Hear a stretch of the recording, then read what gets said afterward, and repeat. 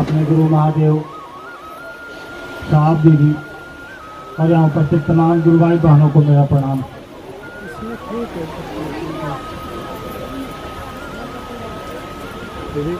आज दीदी की 19वीं पुण्यतिथि है, आप सब आए हैं।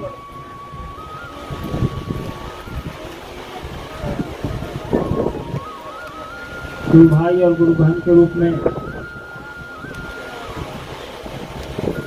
दीदी का हमारे और आपके ऊपर या जो भी उनके स्नेह के तले शिव के गुरु स्वरूप की अवधारणा से जुड़ा है,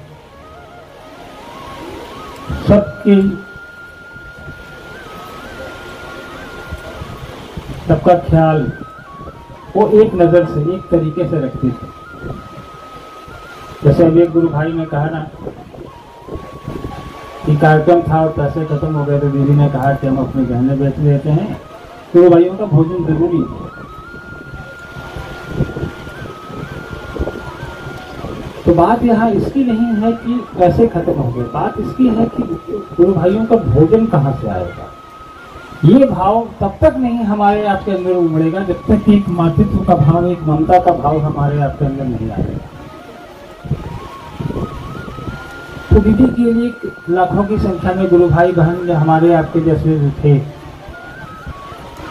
उनकी नजरों में सब उनके बच्चे सब एक समान। हाँ, मैं पुत्र हूँ तो स्वाभाविक है सांसारिकता में, व्यवहारिकता में थोड़ा बदलाव आता ही है। बचपन से देखा है उनको, और स्वाभाविक है एक माँ एक अपने बच्चों से किस तरह जुड़ी होती है ये किसी को बताने की जरूरत नहीं है। सारी माताएं बहनें जो भी माँ हैं वो समझती हैं।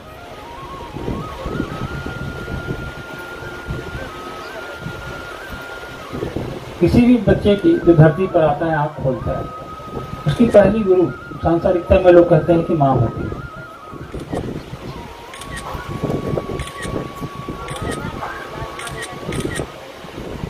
अध्यात्म में दीदी ने साहब ने जो हमको आपको बताया, सिखाया, पढ़ाया,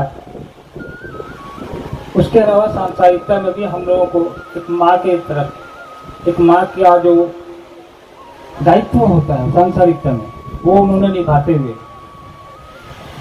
हम लोग को इतना बड़ा किया। या महादेव की इच्छा कह लें या दीदी की इच्छा कि मात्र 52 साल की उम्र में वो महादेव के पास चली गई। हो सकता है हम लोग से ज्यादा महादेव को उनकी जरूरत हो, लेकिन हम आप उनके बच्चे हैं, उनकी कमी तो हमेशा रहती है, दिन प्रतिदिन, पल प्रतिपल। इसको नियति, प्रकृति का न्याय, महादेव की इच्छा मानकर एक पुत्र होने के नाते हम लोग जीवन काट रहे हैं। उनका जो आदेश, निर्देश, उद्देश्य, उसके निमित्त हम और आप चल रहे हैं।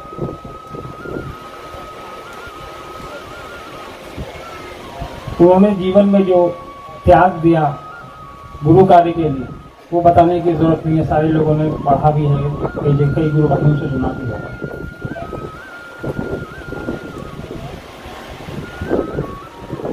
एक बड़े घराने की बेटी, एक बड़े अधिकारी की पत्नी,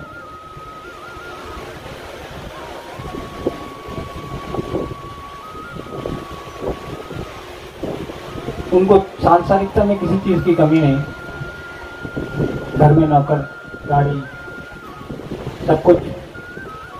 उसके बावजूद उन्होंने शिव के कार्य के लिए, शिव के गुरु स्वरूप को स्थापित करने के लिए अपने आप को निछावर कर दिया। पल प्रतिपल उनका समय इसी में जाता। हम लोगों ने देखा है बचपन में कि हम लोगों के दैनिक जरूरतों को पूरा करते हुए, बच्चे हैं तो नहाएंगे, स्कूल जाएंगे, कपड़े पहनेंगे, उनका टिफिन चाहिए, स्कूल से फिर कौन लाने जाएगा, कहाँ उनको आना है, कहाँ जाना है।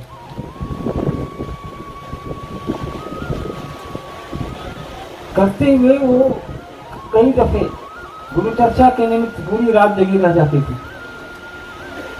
बहनों को साहब लेके आते थे बाहर से, जो साथ चर्चाएं होती थी और दीदी बैठी होती थी, कोई खाना बनाती थी, खुद बनाती थी अपने हाथों से।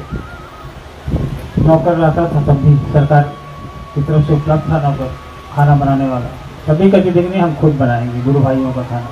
कई दफे देखा मैंने उनको बर्तन धोते हुए। तो हम लोगों को उस व्यक्तित्व से, उस शख्सियत से सीखने की आवश्यकता है। उनकी चीजों को आत्मसात करने की जरूरत है कि जो शिव का शिष्य होगा वो कैसा होगा। हम लोग को दूर नहीं जाना है। जिनके कहने पे हमने शिव को गुरु बनाया है उनकी ही आदतों को, उनकी चीजों को आत्मसात कर लेना है, उसको अपने आप से जोड़ लेना है। तभी साहब और दीदी दोनों को हम लोग श्रद्धांजलि दे पाएंगे। नहीं तो हम लोग आएंगे, प्रणाम करेंगे, चले जाएंगे।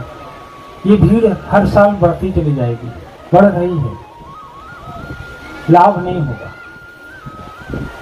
लाभ होगा कि साहब और दीदी ने जो बताया है, जो सिखाया है हमको, आप उसको अपने अंदर उतारें।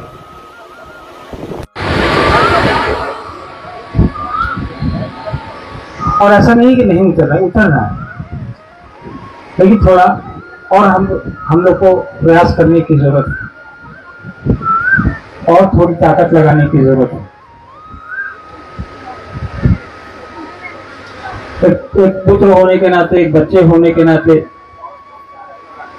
माँ की कमी या पिता की कमी वो बच्चा ही बता सकता है जिसके दोनों इस धरती पर नहीं है। वो एहसास दूसरा कोई नहीं बता सकता। ना इस एहसास को, ना इस दुख को कोई कम कर सकता। लेकिन इसके अलग, इससे ऊपर साहब और दीदी हम लोग के सांसारिक माता पिता होने के साथ साथ आध्यात्मिक गुरु भी, माता पिता भी हैं, जिन्होंने महादेव गुरु की ओर जाने का रास्ता दिखाया। तो हमारे उनसे दो संबंध हैं, एक सांसारिक, एक आध्यात्मिक। तो सांसारिकता में तो हम चाह के भी अपने आप को उनसे अलग नहीं कर सकते, क्योंकि बायोलॉजिकल माता पिता हैं वो हमारे। क्योंकि आध्यात्मिकता में तो हमको उनकी राह पे चलना ही पड़ेगा, तभी कुछ प्राप्त कर पाएंगे, ऐसे नहीं कर पाएंगे। नाम जुड़ा होने से नहीं होता है, किसके साथ जुड़ा है और उससे जुड़ा कर जिससे है, उससे आप क्या प्राप्त कर रहे हैं, हम क्या प्राप्त कर रहे हैं, ये आवश्यक, ये जरूरी है।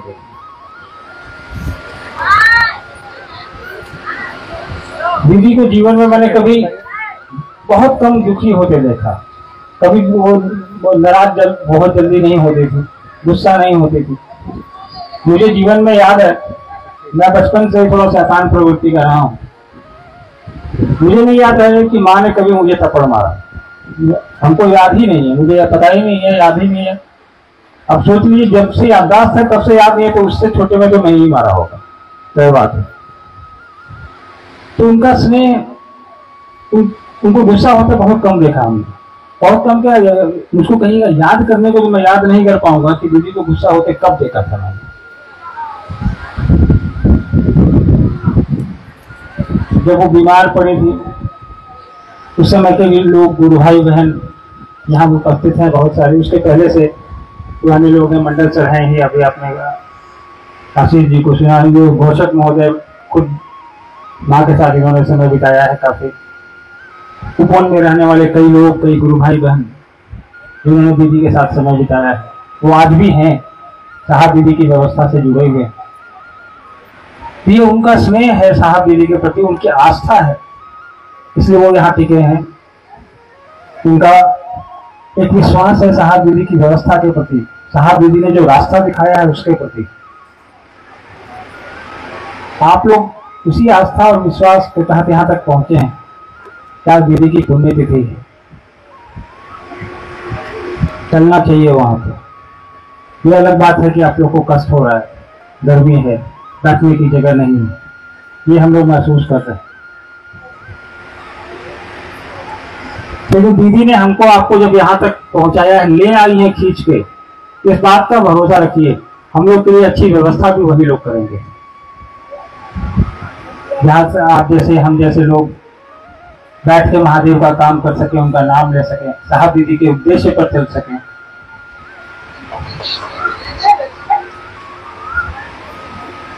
दीदी पहाड़ों और जंगलों के बीच पली बढ़ी, झारखंड में पलामू जिला बनातू गांव, सबको पता है।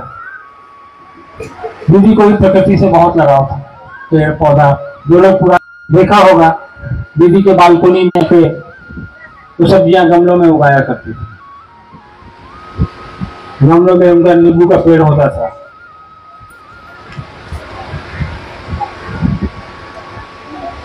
तो जीवन को जब तक वो रही उन्होंने बड़ा सरल तरीके से जिया।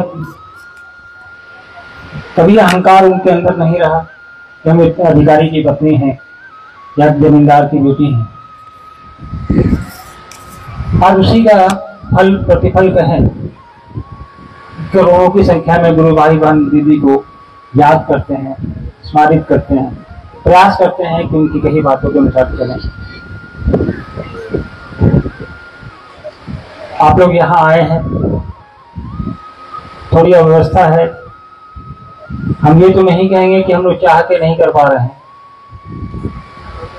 लेकिन इस बात का भरोसा दिलाते हैं कि अगली पुण्यतिथि तक आप लोग इससे बड़ी जगह में होंगे, वहां हम लोग करेंगे प्रयास आप लोगों के लिए।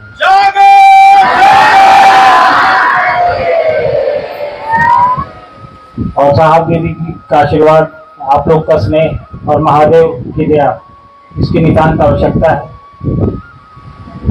आप लोगों के सहयोग और आशीर्वाद की कामना के साथ दीदी के इस पुण्यतिथि पे एक और आप लोगों से गुजारिश करूंगा। बारिश आने वाली है, बरसात,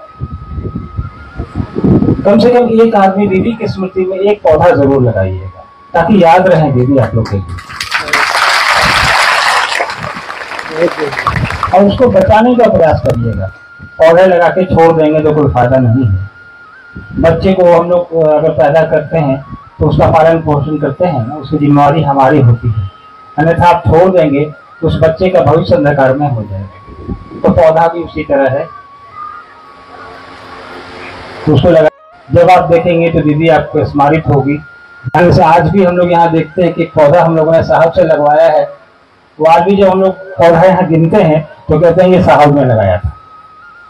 तो यहाँ जितना पौधा देख रहे हैं ना, ऊपर में काम करने वाले सभी गुरु भाई बहनों ने लगाया है, सबका पौधा अपना अपना गिना हुआ है, सब उसमें पानी डालते हैं। तो ये जिम्मेवारी हम सबको लेनी चाहिए। आने वाला समय बहुत ही विषम परिस्थितियों में है, प्रकृति का हम लोगों ने दोहन किया है। आप खुद देखिए गर्मी कितनी है, आपको परेशानी हो रही है। इस उम्मीद और इस कामना के साथ आप लोग सभी को धन्यवाद है, आभार है, प्रणाम है, उसको इजाजत दीजिए। सभी को प्रणाम।